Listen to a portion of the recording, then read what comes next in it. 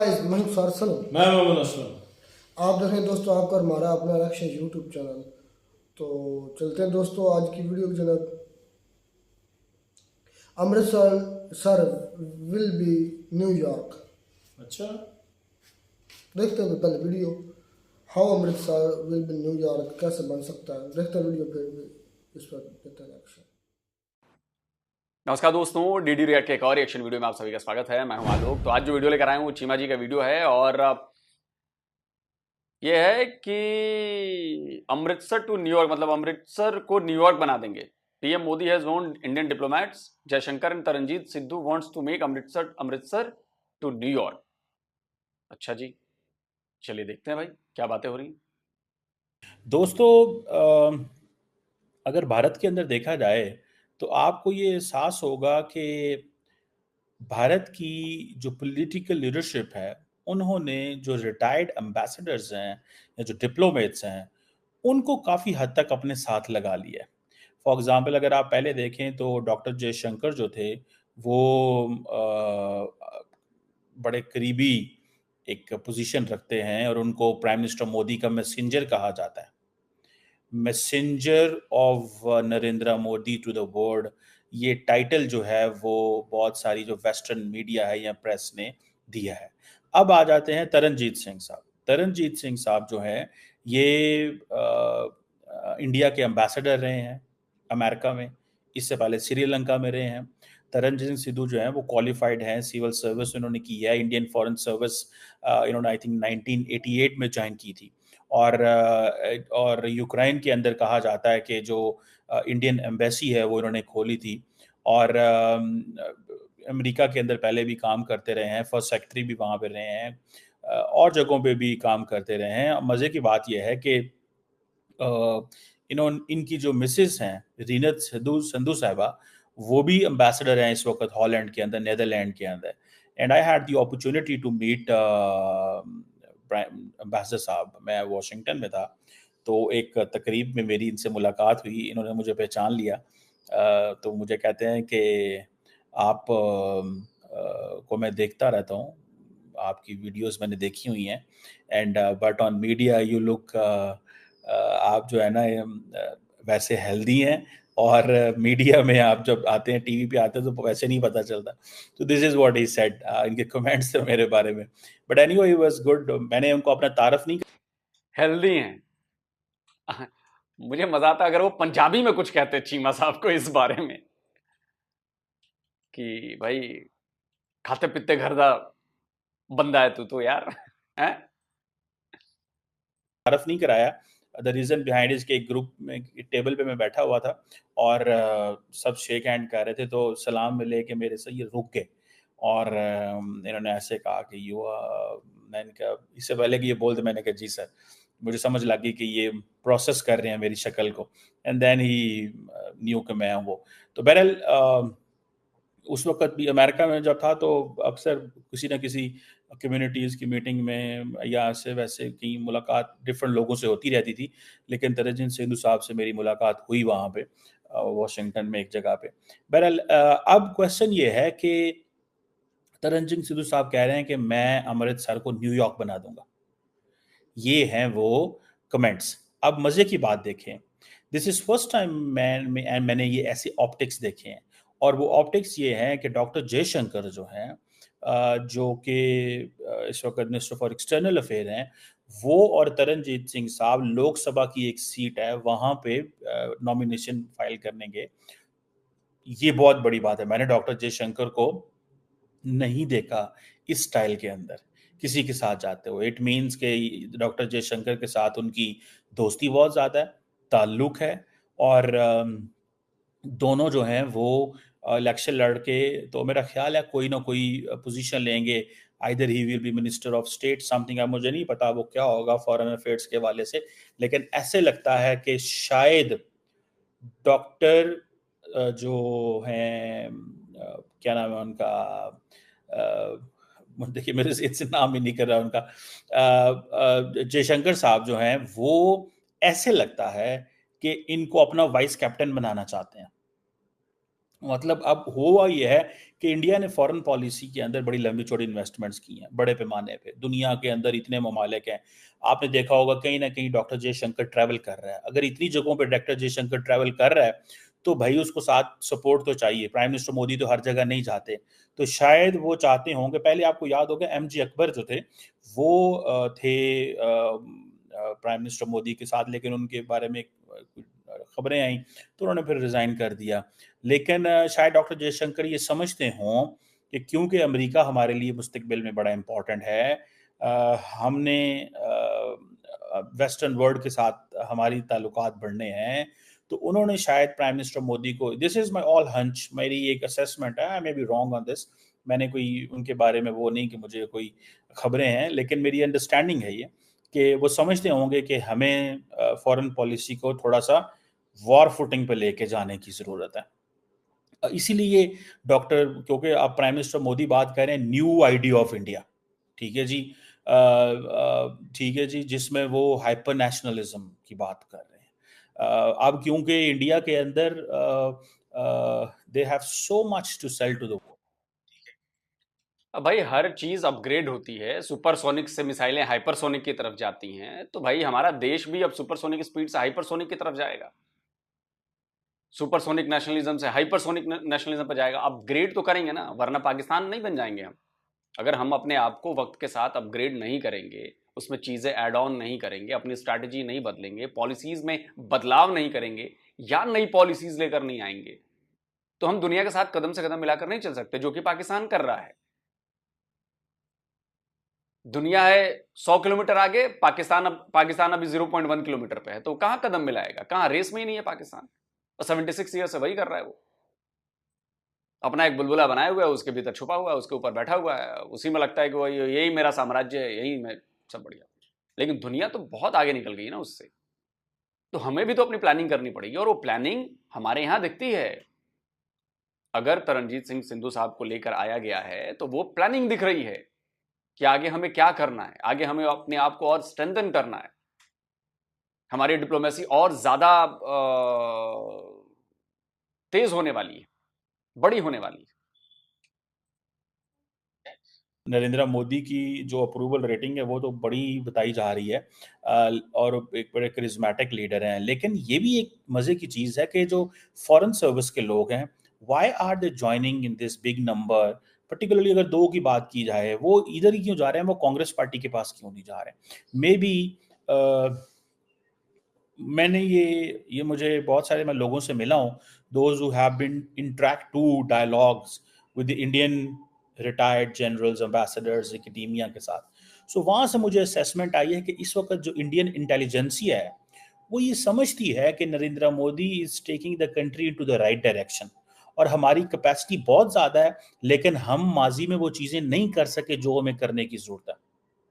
ये एक अंडरस्टैंडिंग अगर रिटायर्ड इंटेलिजेंसिया के, राइट तो लफ्ज़ इंटेलिजेंसिया कहना चाहिए, रिटायर्ड डिप्लोमेट्स एंड एकेडेमिया या बाकी लोगों के साथ है, या इंटेलिजेंसिया ये सोचती है, तो इट मीन्स कि ये वो समझते हैं कि ये बड़ी इंपॉर्टेंट चीज़ है। अब क्योंकि इंडिया जो है that is becoming more assertive in its foreign policy, and doctor Jaishankar has single handedly crafted the entire foreign policy structure of Prime Minister Modi, and he needs an assistance and support because wo, India is right now working on prioritizing the self interest, मतलब India first policy. Then और वो किसके ऊपर prioritise कर रहा है, over it's ideology. जो माजी में सेकुलरिज्म की बातें होती रही, वो कहते हैं इनको छोड़ो भाई, at this time the most important thing, जो अगले दिन डॉक्टर जयशंकर कह रहे थे, for us our culture is more important. ये नहीं है कि हम सेकुलरिज्म के चक्कर में कल्चर और मजहब को छोड़ दें या उससे पीछे निकल जाए। थोड़े दिन पहले जब मैं बात कर रहा था, सो ये चीज़ें जो हैं वो जिसे वो कहेंगे ना है वह। सो मोदी साहब जो हैं वो जो एक नया आइडिया ऑफ इंडिया जो है, वो उसको जारी बात है पर चेंज कर रहे हैं, नया आइडिया ऑफ इंडिया प्रेजेंट कर रहे हैं, जिसमें वो सेल्फ इंटरेस्ट, अपना नेशनल इंटरेस्ट को ज़्यादा वो कर रहे हैं। ठीक है जी, अब मोदी साहब को देख लें, डॉक्टर जयशंकर को देख लें, ये वो लोग हैं जिन्होंने ये नीचे से ऊपर आए हैं। ठीक है जी। वो इनके बारे में ये भी तासुर है ना कि ये वो कोई हेरिडेटरी पॉलिटिक्स नहीं करते रहे, ये यंग लोग हैं, ठीक है जी। ये they believe in electoral democracy, they believe in welfare, that is why इतने ज़्यादा प्रोजेक्ट्स किए हैं। They believe in culture and religion. इन सबसे बड़ी बात है चीमा साहब, आप मेन मुख्य मुद्दे को नहीं समझे। ये लोग कैपेबल हैं। आपने कहा ना नीचे से ऊपर है, नीचे से ऊपर आने का मतलब ये नहीं है, ये एक फॉरेन सर्विसेज का बंदा है जो इतने साल उसने फॉरेन सर्विसेज में दिए हैं। उसका एक्सपीरियंस समझ रहे हैं आप, उसके पास किन किन बातों का अनुभव है, किन किन चीजों का अनुभव है। अब जब वो लॉ मेकिंग में जाएंगे, लॉ मेकर्स के पोजीशन पे जाएंगे, आप अभी तक मैसेंजर थे, हमारे देश के मैसेंजर थे, आपने अलग अलग सिचुएशंस डील की, अलग अलग देशों में गए। अब आप अगर लॉ मेकिंग में आएंगे तो उस अनुभव का फायदा होगा, उस अनुभव से आप देश को आगे बढ़ाएंगे। जो आपने अनुभव ग्रहण किए हैं बाहर अलग अलग देशों में, अलग अलग सिचुएशंस में। इट मींस कि कैपेबल लोगों के हाथों में चीजें दी जा रही हैं जो वाकई समझते हैं उस चीज को। आपकी तरह नहीं है कि 4 मेजर जनरल रैंक के लोग जो हैं वो पिछले 4 बार से सुपार्को के चीफ हैं, उनको स्पेस और साइंस से क्या मतलब है। आप मेरा पॉइंट समझ रहे हैं। हमारी पॉलिसी है कि उस फील्ड से जुड़ा हुआ आदमी जो सालों उसने इन्वेस्ट किया है उस फील्ड में, वो उस फील्ड को अच्छी तरह से समझता है। तो जब आगे हमारी पॉलिसीज बनेंगी, नई चीजें होंगी, तो उसमें उसका एक्सपीरियंस बहुत ज्यादा काम आने वाला है। चाहे वो डॉक्टर जयशंकर हो, इसीलिए उन्हें लाया गया ना, फॉरेन सर्विस से आए। चाहे तरनजीत सिद्धू, अगर वो मिनिस्टर ऑफ स्टेट बनते हैं एक्सटर्नल अफेयर्स में, तो ये हमारे लिए फायदेमंद होगा ना, पूरे देश के लिए फायदेमंद होगा, पूरे देश की विदेश नीति के लिए फायदेमंद होगा, क्योंकि वो पिछले 30-40 सालों का एक्सपीरियंस लेकर आ रहे हैं। वो ये रिलीजन और ये कल्चर, ये सब बाकी बातें बाद की हैं। ठीक है जी। ये स्टेट अफेयर्स के अंदर उसको लेके आते हैं। नेहरू जो था या पिछले जो कांग्रेस है वो कल्चर एंड रिलीजन को स्टेट अफेयर्स से बाहर निकाल लेते थे।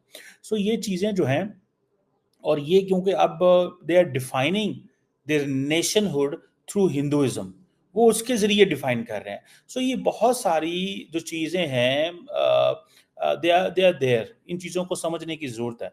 और मेरी ज़ाती नज़र में ये होता है नैरेटिव को घुमाना। हिंदुइज्म से विदेश नीति तय होगी और हिंदुइज्म से सारी चीजें तय होगी। यही तो समझने में आप लोग गलती करते हैं। हमारे देश को समझने में गलती क्या करते हैं आप लोग, जानबूझकर ऐसा करते हैं। वो शक का कीड़ा बिठाना है ना, आप लोग कोई मौका छोड़ते नहीं। नहीं नहीं, अब तो पूरा हिंदुइज्म ही कर दिया, हिंदुइज्म। भैया कुछ नहीं बदला है। ये देश हमारा हमारे संविधान से चलता है, और जो संविधान में लिखा गया है उसी हिसाब से देश चल रहा है। आपको पता है क्योंकि डॉक्टर जयशंकर को ये कहा जाता है कि वो मोदी साहब के मैसेंजर हैं, ठीक है। और ये बहुत बड़ी आपकी अचीवमेंट होती है।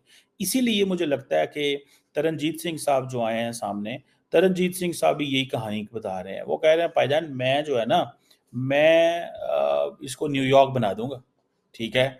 अब वो न्यूयॉर्क बना सकते हैं या नहीं बना सकते, लेकिन मुझे एक चीज़ का पता है कि वो अमेरिका से इन्वेस्टमेंट ज़रूर अमृतसर में लेके आएंगे। और शायद इसमें एक चीज़ भी है कि वो जो ये कनाडा की तरफ डायरेक्शन है उसको अमेरिका की तरफ मोड़ने की ज़रूरत है। इसमें ये मैं आपको बड़ी अहम बात बताऊं, देखिए इस वक्त पंजाब या ये जो हरियाणा या ये जितनी भी ये जो स्टेट्स हैं विच आर मोस्टली जहाँ पे पंजाबी और सिख मेजॉरिटी है, मेरा ख्याल है प्राइम मिनिस्टर मोदी चाहते हैं कि इनकी जो है डाइवर्जन की भी जानी चाहिए। Maybe I have this assessment मेरी नज़रों में कि ये जो प्रो कैनेडा है ना, वहाँ से निकाल को इनको दूसरे अमेरिका में निकालना चाहिए। तरनजीत सिंह ये समझें he will be the man who will be talking with the Americans all the time, one thing, and particularly West all the time. Doctor Jaishankar को एक दोस्त मिल गया, एक पार्टनर मिल गया, एक अपनी पार्टी का बंदा मिल गया, एक अपने माइंडसेट का बंदा मिल गया। नरेंद्र मोदी को उन्होंने कन्विंस कराया और उनको लेके वो जो है वो पहुंच गए हैं कि जी इनसे इलेक्शन लड़वाएं, इलेक्शन लड़ा के ये चीज़ें हैं। सो इससे ये पता चलता है कि that is where they are changing the direction. वो सारी की सारी डायरेक्शन है। So Jaishankar and Taranjit Singh diplomat and politician है, ठीक है जी। और they will be both the chief executor of Narendra Modi's assertive foreign policy, जिसको वो समझते हैं कि, और जो अगर आप वो डॉक्टर जयशंकर की वाई भारत मैटर्स पढ़ें तो then someone was kind enough to send me the PDF of why Bharat matters. मुझे किसी ने पीडीएफ भेजी थी, I don't know who was he, but thank you, मुझे एक्नॉलेज करना चाहिए। मैं I will definitely going through it. So ये जो स्ट्रॉन्ग नेशनलिज्म है और पर्पसफुलनेस है, ये चीज़ें जो हैं ये करने की जरूरत। सो डॉक्टर जयशंकर बेसिकली उसको पार्टनर चाहिए, और वो पार्टनर तरनजीत सिंधु की शक्ल में है, जो कि नरेंद्र मोदी की वो जो असर्टिव आप ये कह लें कि फॉरेन पॉलिसी को एक्सप्लेन करेंगे दुनिया के सामने। और आपको पता है जयशंकर कॉन्फिडेंट है, असर्टिव है, हिंदू हैं, नेशनलिस्ट हैं, और इंडिया जो है यार ये हर जगह रिलीजन क्यों घुसाना है यार, कि हिंदू हैं, हिंदू हैं, हिंदू पॉलिसी। साफ प्रोपेगेंडा आप लोगों का झलकता है चीमा साहब, साफ झलकता है प्रोपेगेंडा। नहीं कामयाब हो पाएंगे सर, कामयाबी नहीं मिलेगी आपको, यकीन जानिए। पाकिस्तान 76 ईयर से ये कोशिश कर रहा है, नहीं हो पाया कामयाब, करते रहिए। है that is taking a rightful position with the major powers. This is the mindset, and I think Taranjeet Singh is just going to supplement a supporter. वो जैसे कहते हैं ना पार्टनरशिप, जैसे वो क्रिकेट के अंदर पार्टनरशिप होती है, सो ये पार्टनरशिप है। दोनों पढ़े लिखे हैं, अच्छी फैमिली है, स्पाउस भी उनकी जो है वो क्या नाम है उसका, एम्बेसडर है। तो ये चीज़ें जो हैं आप देखें ना, डॉक्टर जी उसने प्राइम मिनिस्टर मोदी ने जो किया है कि उसने अपनी जो फॉरेन पॉलिसी है उसके अंदर जो बोल्ड चीजें थी वो उन्होंने सेकंड टर्म के लिए रखी थी। सो ये बेसिकली आप शुरू में देखें तो जब उनके ऊपर क्वेश्चन मार्क आया कि भाई हो सकता है वो पहले ना कुछ कर सके, है ना सवाल एक, ठीक है, यार उसका तो तजर्बा ही नहीं है फॉरेन पॉलिसी का, क्या होगा कैसे होगा, ये सारी चीज़ें। सो ये चीज़ें थी। सो इसमें सारे प्रोसेस के अंदर ये एक मज़े की चीज़ है कि जो तरनजीत सिंधु साहब हैं वो ही विल बी हेल्पिंग, और and helping Jaishankar and prime minister Modi. देखिए इंडिया, चलिए छोड़िए, बात खत्म करते हैं। मोटा मोटी बातें हुई, अब रिपीटेटिव बातें होने लगी हैं। सवाल ये है कि अगर अमृतसर को न्यूयॉर्क बनाने की बात उन्होंने कही तो इसमें क्या गलत है? न्यूयॉर्क अमेरिका का एक बहुत बड़ा बिजनेस हब है, कॉरपोरेट हब है, और अगर हमारा अमृतसर ऐसा बनता है तो आप सोच रहे हैं लाखों की संख्या में जॉब्स आएंगी, हमारे अमृतसर के और पंजाब के लोगों को जॉब्स मिलेंगी, एमएनसी कंपनीज आएंगी, इन्वेस्टमेंट आएगी। इन्वेस्टमेंट आएगी तो इंफ्रा बढ़ेगा, इंफ्रा बढ़ेगा तो लोगों की कमाई बढ़ेगी, लोगों की कमाई बढ़ेगी तो खुशहाली आएगी। और क्या हमारे अमृतसर को इसका हक नहीं है क्या? और सिर्फ अमृतसर ही क्यों, हमारे देश के हर शहर, हर राज्य को इसका हक है। और कोशिश यही की जा रही है कि जहां पे थोड़ा हम कमजोर पड़े हैं 60-70 साल में, वहां पर थोड़ा ज्यादा काम किया जाए। पंजाब में भी यही हुआ है, पंजाब पर ध्यान नहीं दिया गया ढंग से, लोगों को, लोग पलायन कर गए पंजाब से। सबसे ज्यादा मुझे लगता है पलायन पंजाब से हुआ है। अगर आप विदेश में देखेंगे तो पंजाब से हमारे बच्चे गए हैं, अभी जा रहे हैं। क्यों? अपॉर्चुनिटीज कम है पंजाब में, खेती किसानी हो रही है, बड़ा उपजाऊ जमीन है, सब कुछ ठीक है, लेकिन यार इन्वेस्टमेंट भी तो होनी चाहिए, इंडस्ट्रीज भी तो आनी चाहिए। पंजाब में इंडस्ट्रीज भी हैं, लेकिन आप देखिए वहां के युवाओं को नशे की लत में लगा दिया गया। क्रॉस बॉर्डर पाकिस्तान से हुआ, आज भी हो रहा है। इतने बड़े बड़े, अब जाकर तो थोड़े हम शांत हुए थे वहां पर, जो शुरू के दिन थे जो टेररिज्म से हम वहां पर, तो अब हम क्यों ना उसको डेवलप करें, हम अमृतसर को क्यों ना डेवलप करें भाई, हम पंजाब को क्यों ना डेवलप करें? इसमें प्रॉब्लम क्या है? पंजाब में अगर एमएनसी कंपनीज बड़ी बड़ी आएंगी पंजाब की सूरत बदलेगी, अमृतसर की सूरत बदलेगी। और अमृतसर को हमें इसलिए भी डेवलप करना चाहिए क्योंकि अमृतसर को इसलिए भी डेवलप करना चाहिए क्योंकि वो रिलीजियस भी बहुत इंपॉर्टेंट जगह है, टूरिस्ट प्लेस है अमृतसर। और मुझे लगता है कि अगर ढंग से उसमें इन्वेस्टमेंट की जाए, ढंग से इसको किया जाए, टूरिज्म से इतना पैसा कमाएगा अमृतसर कि आप सोच नहीं सकते हैं। और उससे और ज्यादा इन्वेस्टमेंट आएगी, नौकरी, बिजनेस, बहुत सारी चीजें एक दूसरे से जुड़ी हुई हैं। तो अगर तरनजीत साहब ने कहा है कि भाई अमृतसर को न्यूयॉर्क में बना दूंगा, अगर वो न्यूयॉर्क का 10% भी 20% भी एक टेन्योर में बना देते हैं तो इसमें क्या बुराई है भाई। अमृतसर हमारा वर्ल्ड मैप पे आएगा, और ज्यादा डेवलप होगा, और ज्यादा ग्रो करेगा, पर कैपिटा इनकम बढ़ेगी, बिजनेस बढ़ेंगे, कारोबारी और नए नए पैदा होंगे, स्टार्टअप्स आएंगे वहां से। और ये होना चाहिए, बिल्कुल होना चाहिए। जो ऐसे बड़े शहर हैं, जो बड़े इंपॉर्टेंट शहर हैं, उनको बिल्कुल डेवलप करना चाहिए, इन्वेस्टमेंट्स लानी चाहिए। खाली इन्वेस्टमेंट दिल्ली मुंबई में नहीं आएगी ना, और भी जगहों पे आएगी। और अमृतसर क्यों नहीं, व्हाई नॉट। तो मैं तो इस आइडिया को बड़ा मतलब सही कह रहा हूं, इसमें कोई बुराई नहीं। फायदा हमें होना है, हमारे अमृतसर को होगा, हमारे लोगों को होगा, हमारे पंजाब के युवाओं को फायदा होगा इससे। तो अच्छी बात है ये, और ये पॉलिसी अच्छी है पंजाब के लोगों और अमृतसर के लोगों। अगर आप मेरा ये वीडियो देख रहे हैं तो आप बताएं, क्या आप इस पॉलिसी से आपको क्या लगता है कि ठीक है या ये खराब है। जल्दी मिलता हूं एक और नए वीडियो के साथ। नमस्कार, जय हिंद।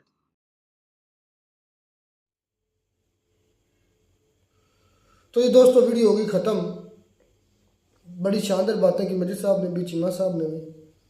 उन्होंने कहा कि हम सुपरसोनिक से अब हाइपरसोनिक तरफ जा रहे हैं, हमने दुनिया के साथ कदम से कदम मिला कर चलना है। और पाकिस्तान ने अपना एक गुब्बारा बनाया हुआ है और एक दायरा। पाकिस्तान ने वो कह रहे हैं कि गुब्बारा बना के उसके ऊपर बैठा हुआ है, 76 सालों से वहीं पर है। दुनिया 100 कह रहे हैं कि 100% उनसे आगे चलेगी और ये 0.1% जो है अभी वहीं के वहीं बैठे हुए। और ये बिल्कुल बात हकीकत है। इन्होंने अपना सा एक छोटा सा वो गुब्बारा बना के उसको समझते हैं कि यही हमारा साम्राज्य है और हम इसी पे राज कर रहे हैं, इसी पे हुकूमत कर रहे हैं। इसी वजह से वाकई पाकिस्तान जो है वो बहुत पीछे है और इंडिया आज दुनिया के साथ कदम से कदम मिला के चल रहा है। अब देखें, पाकिस्तान के पास 8-9 बिलियन रिजर्व है। मैं बात कर रहा हूँ इंडिया कितना आ गया हमसे। पाकिस्तान के फॉरेक्स रिजर्व जो है वो मेरे ख्याल में 8 हैं या 9 हैं, आई थिंक इतने हैं। और महंगे वो और इंडिया के कमो बेश 640 और 50 के दरमियान है, यानी कि 650 के करीब लगभग बिलियन डॉलर। 600 इतना ही है असलम भाई। अब एग्जैक्ट अब नहीं ना कि अपडेटेड 40 से ऊपर और 50, हाँ इतना है। 650 बिलियन डॉलर इंडिया के पास और पाकिस्तान के पास 8 बिलियन, वो भी जिसमें 2 के 3 बिलियन, 2 बिलियन मेरे ख्याल में यूएई के, 2 बिलियन मेरे ख्याल में 1-2 बिलियन सऊदी अरब के, इसी तरीके से 1-2 बिलियन चाइना के, 1 बिलियन 1 या 2 बिलियन पाकिस्तान के अपने होंगे। बाकी सारे मांगे के हैं, क्योंकि अगर वो अब पाकिस्तान के पुल आउट कर दें पाकिस्तान की मार्केट से तो पाकिस्तान उस वक्त बैंकरप्ट हो जाएगा, मतलब फ्लॉप हो जाएगा। तो इसलिए इंडिया बहुत ही आके वाकई वो सुपरसोनिक से अब हाइपरसोनिक तरफ जा रहा है। देखिए कि अब उनके रिजर्व इतनी तेज़ी से बढ़ रहे हैं, उनकी पॉलिसीज़ की वजह से उनके यहाँ तरक्की बढ़ रही है, ठीक है। तो इसमें कोई शक नहीं कि वो वाकई हाइपरसोनिक स्पीड से आगे चल रहे हैं। और दूसरी बात आ गई अमृतसर पर बात की, तो इसमें क्या है, जब उनका अपना राज्य है, वो जो मर्जी बनाए, न्यूयॉर्क बनाए, न्यूयॉर्क आप जिस लोग का यूएसए का एक इंडस्ट्रियल हब है, मुझे एक हब है हर लिहाज से, जो ज़्यादा कमा के देता है यूएसए को। तो इंडिया का अगर अमृतसर, वो कहते हैं हम हर एक को ऐसे बनाना चाहते हैं, ठीक है ना। तो ये अच्छी बात है, अच्छी अचीवमेंट्स हैं उनकी। अगर वो ऐसा सोचते हैं उन्होंने गोल अपने सेट किए हुए हैं तो ठीक बात है, करने चाहिए उनको। और ये इंडिया की तरक्की के लिए ज़रूरी है। तो दूसरी तरफ उन्होंने कहा कि आप के जो कह लें कि आप पाकिस्तान की हालत ये है, ये हालत है कि भाई इन्होंने स्पार्को में 4 अपने मेजर जनरल जो है ना वो चीफ बनाए हुए थे, और ये हकीकत है कि उनका स्पार्को में क्या काम, उनका ना ही तो एक्सपीरियंस है, ना वहाँ का तजर्बा है, ना वो तालीम है उनकी, उनको पता कि क्या है, क्या करना है। और दूसरी तरफ आलोक सर ने ये कहा है कि हम जो बंदा जिस काबिल होता है, जिस कैटेगरी का होता है, केपेबल होता है, तो उसको वही जिम्मेदारी सौंपते हैं। तो यही हमारी पॉलिसीज हैं, वो कह रहे हैं, तो इसी वजह से हम आगे चल रहे हैं। भाई बात सुने कि उनके अंदर जो टैलेंटेड लोग होते हैं वही आगे आते हैं। मेरी बात सुने, पाकिस्तान में आगे कौन होता है? Army, lieutenant general, major, brigadier. आप देखें PPSC का रिसेंटली, उनका नाम मुझे भूल गया, हाफिज साहब, वो भी कोई इस तरह का फीस है, ये इस तरह का नाम है। PPSC के जो चेयरमैन वो नामजद हुए। अब मुझे ये बताएं, एक बंदा आर्मी का, उसको क्या पता है कि ये दायरा कैसे चलता है, PPSC कैसे काम करता है, एजुकेशन सिस्टम क्या है, या स्पार्को कैसे काम करता है, ये सैटेलाइट्स कैसे भेजी जाती हैं। उसके अलावा वापडा का ऑफिसर रिटायर्ड हमारा जर्नल है। उसके बाद हमारा जो है वापडा के बाद ये यार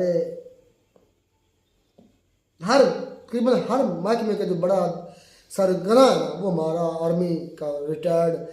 देखिए उनकी किस्मत चेक करें, पहले आर्मी में रहते हैं, शश के हर चीज़ फ्री, शश और चश के हर लौंडियाँ, कुड़ियाँ, लड़कियाँ हर किस्म की उनके पास होती हैं। वो लड़कियाँ वो एक रात में, मैं ये बात वैसे गलत है लेकिन सच है, जितनी अय्याशी हो जिनसी वो करते ना, सोचना भी मत कि कोई और, उनका मुंह ही नहीं है मुसलमानों वाले। आप आर्मी चीफ आज क्या देख रहे हैं, मैं ये नहीं कह रहा कि वो मुसलमान, उनकी शक्ल ही नहीं, उनके मुंह पर नूर ही नहीं है, कोई रहमत ही नहीं है, पता नहीं किस तरह एक चवल से लोग नजर आते हैं। देखना कि बेरोबे से, जिस तरह एक अंग्रेज होते हैं, अंग्रेज अजीब से होते हैं, कोई उनका वतीरा, कोई उनकी चाल डाल मुसलमानों वाली है ही नहीं। उन्हें क्या तो वो क्या तस्बीह हाथ में लेके फिरता है? नहीं असलम भाई दाढ़ी रखना गुनाह है? नहीं, तो फिर आप कह रहे हैं कि उनका, जाहिर सी बात है, अगर उन्होंने दाढ़ी नहीं भी रखी या वो तस्बीह नहीं होती, तो वो तो एक वीडियो में मैंने सुन रहा था, मौलाना साहब को बकायदा आयतें सुना रहे थे। कौन?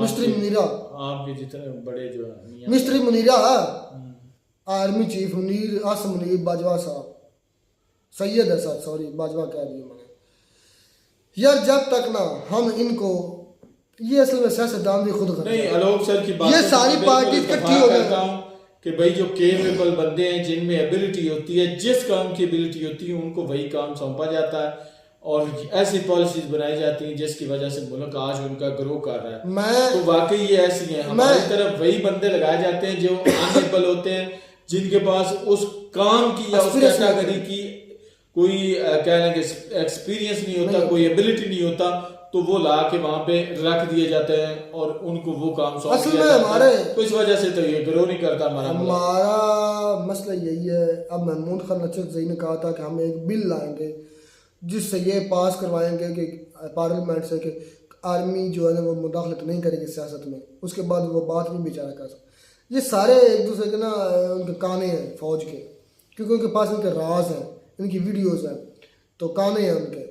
तो अगर ये सारी पार्टीज इकट्ठी हो जाए और ये तहिया कर लेगा हमारी आर्मी आज के बाद किसी इदारे में भी मुदाखलत नहीं करेगी, नहीं छोड़ेंगे भाई, फिर असल जंग तब शुरू होनी है। असल में 2-4 लौंडे लपाड़े बेगैरत पार्टीज हैं, जिसमें मैं PTI को भी कहूँगा, PTI भी आर्मी की वजह से ही आई थी। अब देखें पीपल पार्टी नून लीग या बिगौड़ी है, इन बेगैरतों को चाहिए कि सारे मिलकर एक लाएमर बनाए और ये तय करें कि आज के बाद हमारी वो कौन सा मुल्क के मफाद के लिए कर रहे हैं, वो कौन सा मुल्क से के साथ लॉयल हैं, जिनकी आप बातें कर रहे हैं, चाहे वो दूसरी नून लीग हो या पीपल्स पार्टी हो, वो कौन से लॉयल हैं? वो भी खाने वाले ही हैं, वो दूसरे ज्यादा खा रहे हैं, ये कम खा रहे हैं, खा सारे ही रहे हैं, तो फिर ये कैसे कि इकट्ठा हो जाएंगे? अगर इकट्ठा होके उनके खिलाफ होंगे तो भाई ये तो मैं ये थोड़ा सा भी खा रहे हैं, इससे भी जाएंगे। अच्छा, मैं ये बात करना चाहता हूँ, बेस्ट ऑफ लक यार इंडियंस, आप खुश नसीब लोग हैं। मैं ये नहीं कहता कि आपके यहाँ फौज इंटरवीन या इससे काम करती है, लेकिन जहाँ तक उनकी लिमिट होती है, इसलिए आप खुशकिस्मत है कि आपके लोग वही काम करते हैं जो उनको सौंपा गया है, डोमेन में काम कर रहे हैं। हमारा असल में हमारा मुल्क नहीं है, हमारी आर्मी का मुल्क है। हम उसमें कीड़े मकोड़े और लौंडे लपाड़े हैं उनके लिए, ये सच है। मिलता है वीडियो में नेट आप साथ। God bless you.